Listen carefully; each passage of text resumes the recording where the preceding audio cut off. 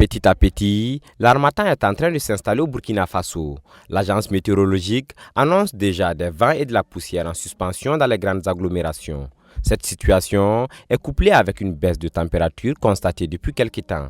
Ces vents d'harmattan favorisent la propagation de nombreux microbes et virus qui affectent la santé des enfants. Ce vent est responsable d'une irritation des voies respiratoires, ce qui entraîne une augmentation de la fréquence des maladies respiratoires, soutient Bourema Koumbem, médecin pneumologue au CHU pédiatrique Charles de Gaulle.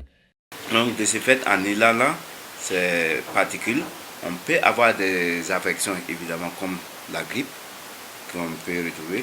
On peut avoir des affections comme ce qu'on appelle des bronchiolites, le plus souvent chez les nourrissons. Et ce sont des virus qui vont aller coloniser l'appareil respiratoire et qui vont donner ces maladies qu'on appelle des bronchiolites. On peut avoir des exacerbations d'asthme avec quelqu'un qui est asthmatique et qui inhale ces substances irritatives ou ces allergènes vont voir leur asthme s'aggraver. Donc il y a la méningite également qu'on peut avoir pendant cette période. C'est donc une période pendant laquelle les parents doivent être encore plus regardants sur la santé des nourrissons et aussi des enfants. Pour ce faire, le port du cache-nez est indispensable pour réduire la transmission des germes respiratoires. Bourema Koumbem interpelle surtout les mères à protéger les enfants. Pour éviter l'hypothermie, il les invite à garder ces derniers au chaud et à l'abri des vents. C'est de dire aux mamans, par exemple, souvent ces enfants, surtout les nourrissons, qui ne sont pas à l'école, et la maman part à l'école et les vents froids, il faut savoir la position de l'enfant pour les protéger dans un abri vraiment contre les poussières et autres. Alors, la protection également, il faut prévenir aussi.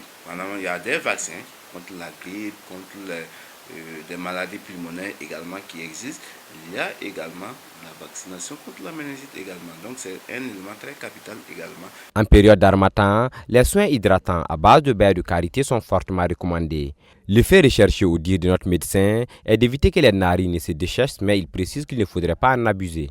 Mais malheureusement, ces produits, nous voyons souvent des enfants qui viennent où l'enfant même est déjà enrhumé, on met les beurres de karité, on bouche les narines et ça crée autre problème. Vous savez que les germes maintenant, nous parlons tantôt des virus, des trucs qui se propagent dans la nature.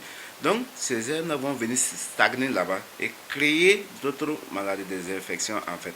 Pour Bourema Koumbem, malgré les vents d'harmattan et la fraîcheur qui s'installe, les parents peuvent continuer à laver leurs enfants aux heures habituelles tout en renforçant la protection vestimentaire. Il invite surtout les populations à faire consulter les enfants auprès d'un médecin dès qu'une toux ou un rhume s'annonce chez eux.